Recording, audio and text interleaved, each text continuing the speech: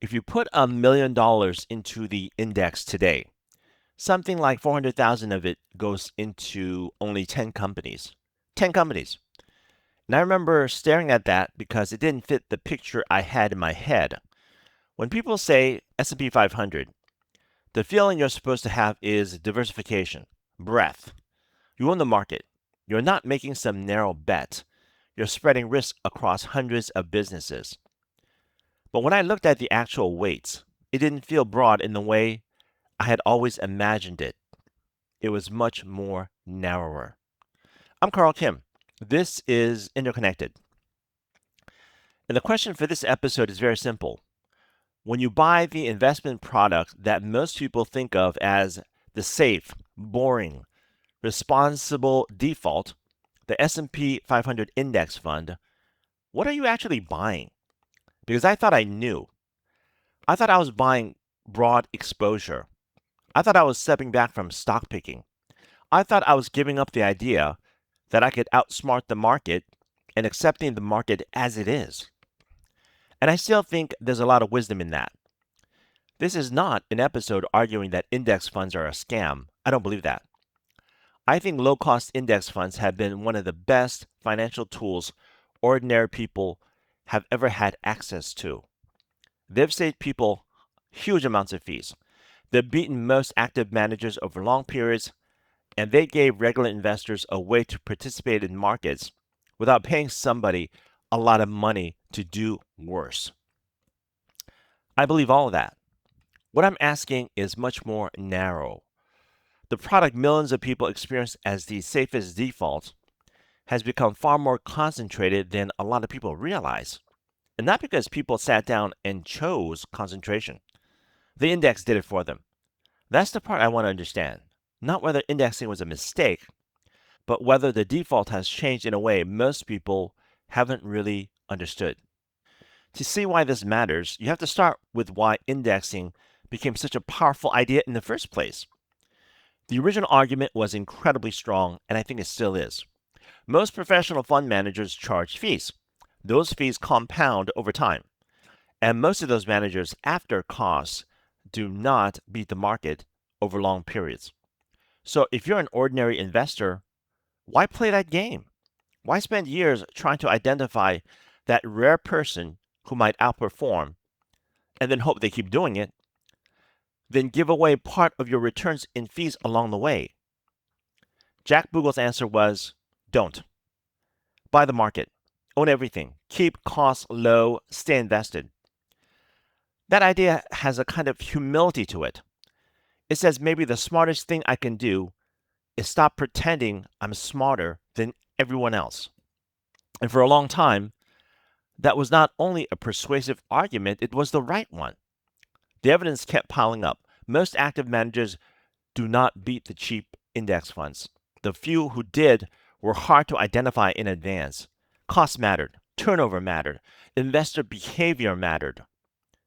People who kept things simple often did better. That became mainstream advice for a reason. And then over time, indexing stopped being just advice. It became the infrastructure. It became the plumbing.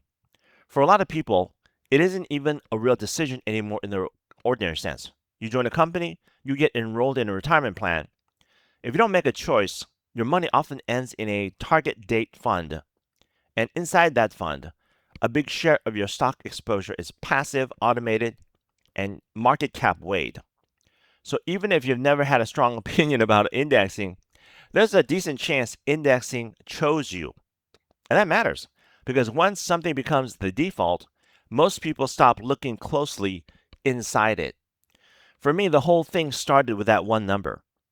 Roughly $400,000 out of every million going to only 10 companies. Because it raised a basic question. If that much of the portfolio sits at the top, in what sense is this really diversified? Yes, technically, I still own hundreds of companies.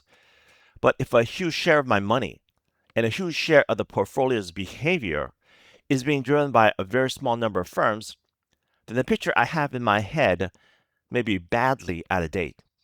And I think that was the part that bugged me. Not only the concentration itself, but the gap between what the label says and what the exposure actually is.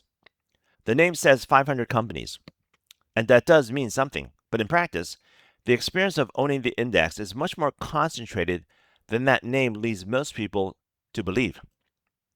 And that shift happened unnoticed.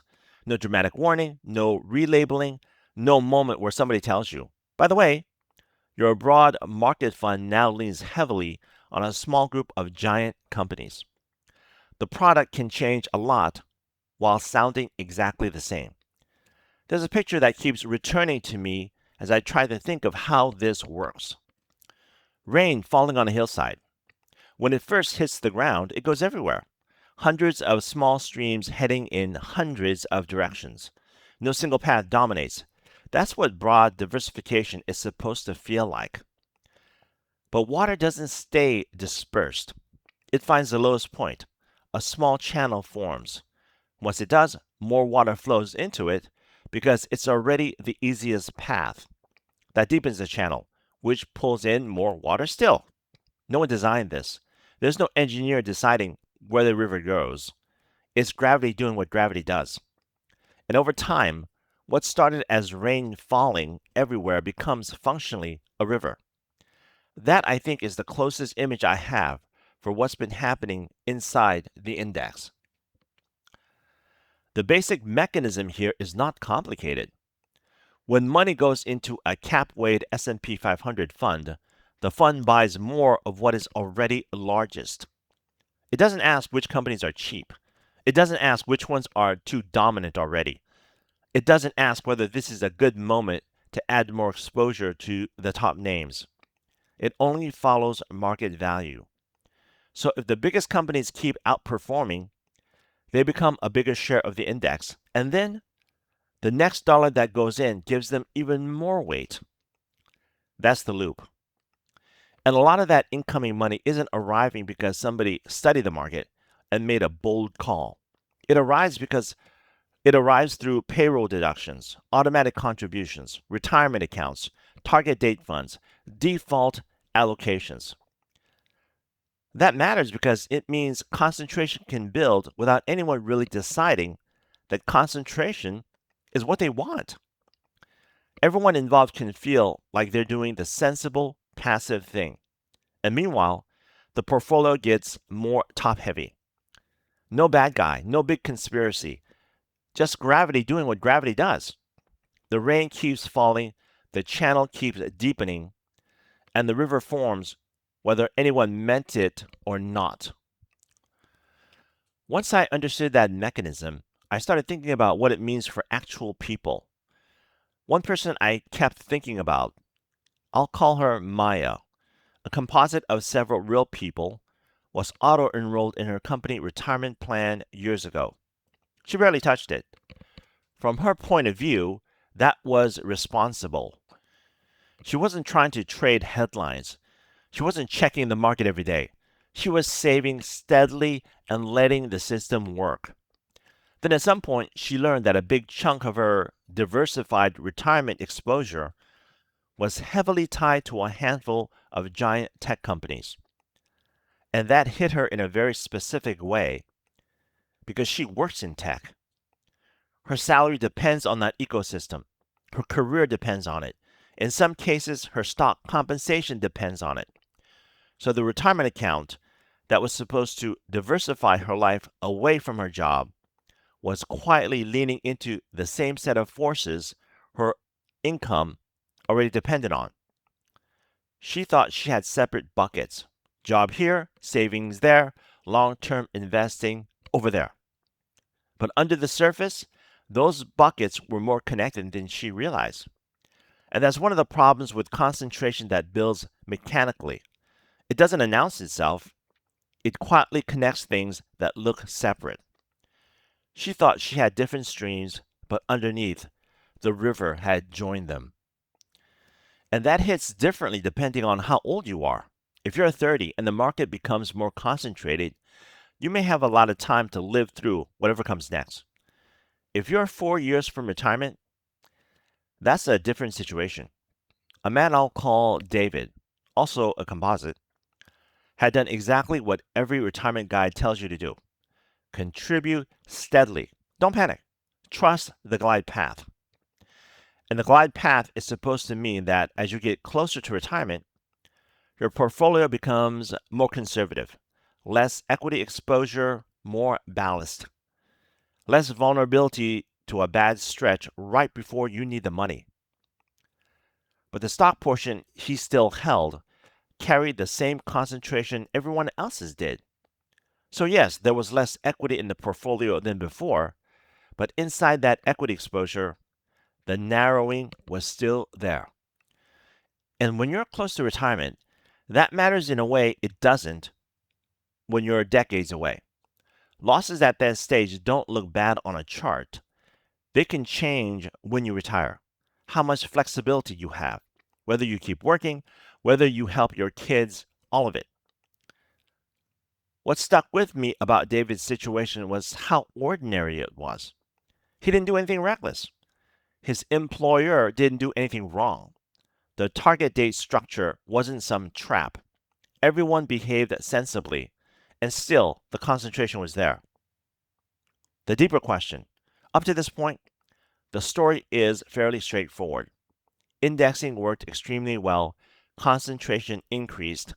Most people probably haven't paid enough attention to what's inside the default. That would already be enough to talk about. But then there's a deeper layer. And this is where I started getting less confident that I understood the full picture.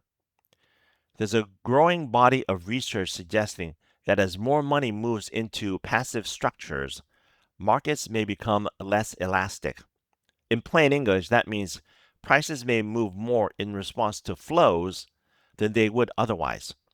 So, if enough money is buying through a mechanism that is not very sensitive to price, the act of buying itself may start to matter more. That is a different claim from saying prices are simply wrong. And it's also where I want to be careful. There are serious researchers who think some of the stronger versions of this argument are overstated. There's debate around the idea that a dollar of inflows can create multiple dollars of market value. Some people think that captures something real about inelastic markets. Others think it creates a very misleading picture. I'm not trying to settle that debate here, but I do think the existence of the debate matters because it points to a possibility that a lot of ordinary investors are not really thinking about. What if some portion of the returns people have experienced over the last 15 years has not only been the market rewarding fundamentals, but also the structure channeling steady inflows into the same place again and again? And if some of the rise has been flow supported, then the obvious next question is, what happens if those flows slow down or reverse? I'm not predicting a crash. I can't do that. But if flows can amplify the move upward, it's hard not to wonder what that implies on the way down. This is where the story gets harder because the clean version of the argument starts to break. A woman I'll call Priya, also a composite, looked at all of this a few years ago and came to what seemed like a very reasonable conclusion.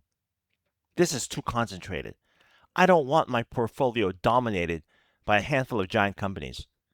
I want something more evenly spread out. So she moved toward equal weight exposure. Same broad universe, less concentration. That sounds prudent.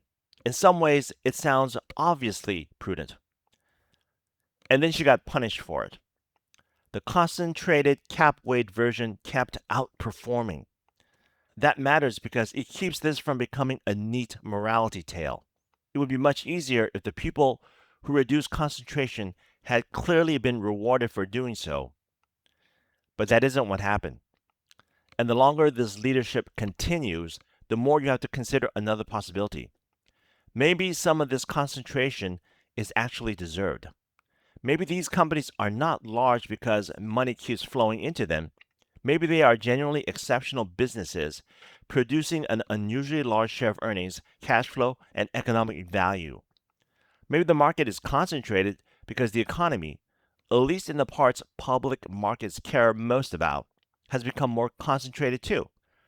That doesn't settle the question, but it does make the answer less simple than I expected it to be. And I think that matters because I don't want to force this into a cleaner conclusion than the evidence supports.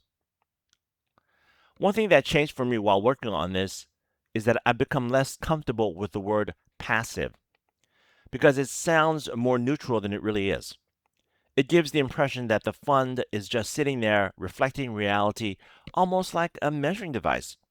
But even before you get to flow effects, there are decisions and rules inside the system that are not passive in the everyday sense of the word. Indexes have committees.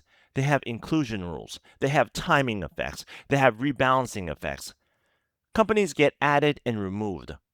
Prices can move around those changes. Traders can position ahead of them. That doesn't mean passive investing is illegitimate. It doesn't mean indexing was some trick.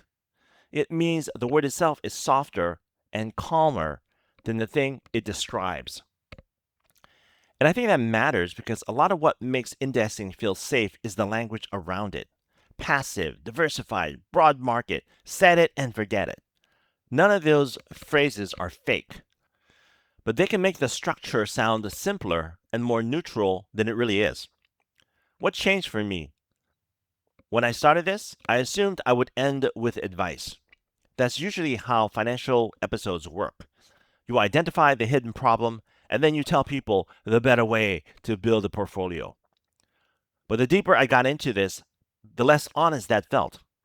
Because all of the obvious alternatives involve judgment. You can equal weigh. You can diversify more globally. You can hold more bonds. You can tilt toward factors. You can use valuation sensitive approaches. You can reduce sector concentration. All of those choices are real.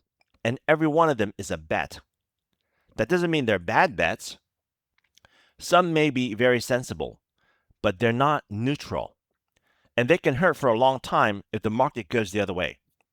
That's really what Priya's example forces me to admit. So the thing that changed for me is not that I suddenly found the correct portfolio. It's smaller than that. I no longer think I own an index fund means I understand my exposure. Those are different things. The product creates distance from decision making, and that's part of why it has helped so many people. It protects people from bad impulses. It keeps them from overtrading and overreacting. But that same distance can also make it easier not to notice what has built up inside the structure on your behalf. That's the part I can't shake. The system removes one kind of judgment from the investor, but it still produces an outcome with consequences. There's another part of this that I've had to think about more seriously than I used to. For years, I had a pretty uncomplicated skepticism toward active management as a category. Not every active manager, obviously, but the whole expensive stock picker world that indexing was supposed to save ordinary investors from. And I still think a lot of that criticism is fair. But passive investing depends on active investing more than I had fully appreciated. It depends on somebody doing price discovery, somebody reacting to new information, somebody trying to decide what is cheap, what is expensive, what deserves more capital, what deserves less.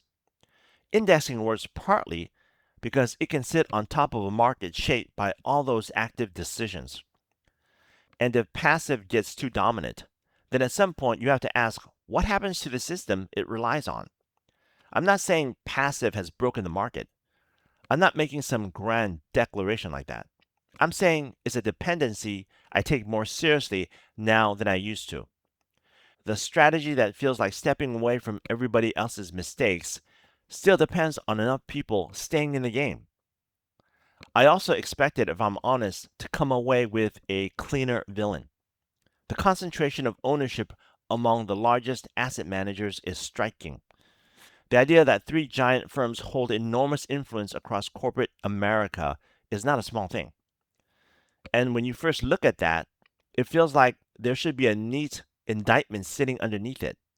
Maybe there is in some areas, but when I looked more closely, the evidence was messier than the story I wanted. Some research suggests common ownership can distort incentives in certain sectors. Other research is much more mixed. Some effects may be real in specific contexts. Some broader claims are still very much debated. And I had to notice something in myself there. I wanted a cleaner story. I wanted identifiable actors doing identifiable damage in a way that made the whole thing easy to explain. That version is more emotionally satisfying. I'm not sure it's the most honest version of what the evidence currently supports. So, where does this leave me? I started with one number and a feeling that it didn't fit the story I had in my head.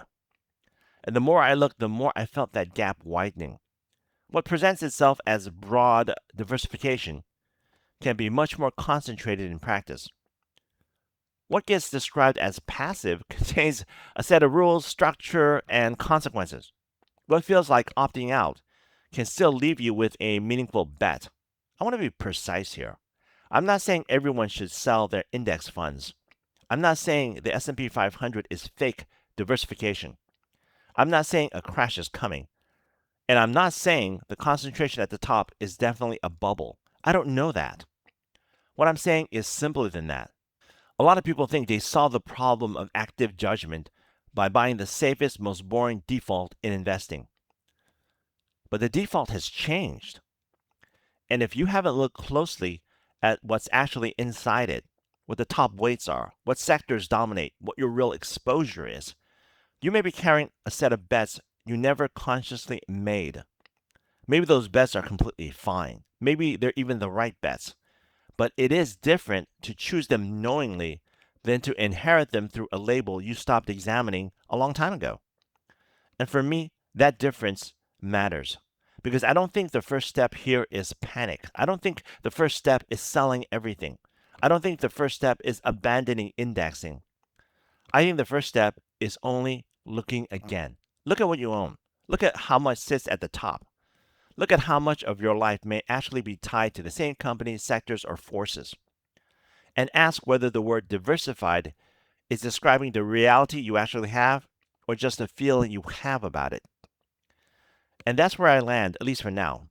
Not with a perfect answer, not with a neat prescription, only with the sense that you were told you were buying the rain, 500 streams, falling everywhere, spread wide, but you may have been buying the river. Next time on Interconnected, I want to stay with one part of this that may turn out to be even bigger than the indexing itself. The idea that markets may be becoming less responsive to fundamentals and more responsive to flows. Because if that's true, then this is not only a story about retirement portfolios, it's a story about what kind of market we're living in now. I'm still trying to understand where this leads. I'm Carl Kim. This is Interconnected. See you in the next episode.